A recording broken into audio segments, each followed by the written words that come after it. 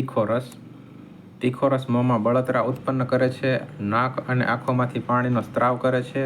એ મુખ શુદ્ધિ કરનાર, જઠરાગ્નિ પ્રદીપ્ત કરનાર, આહારનું પાચન કરાવનાર, ઇન્દ્રિયોનું ચાતુર્ય વધારનાર, અલ્સક થૂંક પેદા કરનાર, શરીરની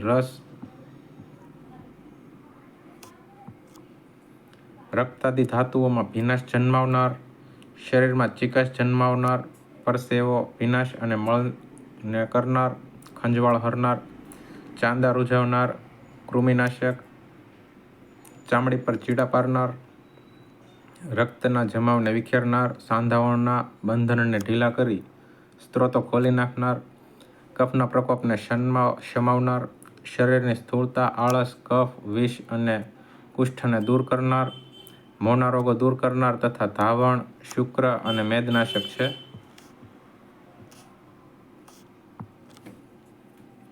તીખા રસનું વધુ પડતું સેવન કરવાથી પુરુષત્વનો નાશ થાય છે. મોહ, ગ્લાનિ, અવસાદ, વિષાદ, કુશતા, મૂર્છા વગેરે થાય છે.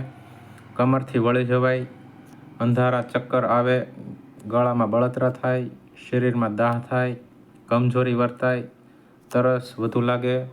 તીખો રસ વાયુકારક હોવાથી હાથ, પગ, પીઠમાં તથા પડખામાં વાયુના વિકારો જન્માવે, ગળું, તાળવું અને હોઠ સુકાઈ જાય.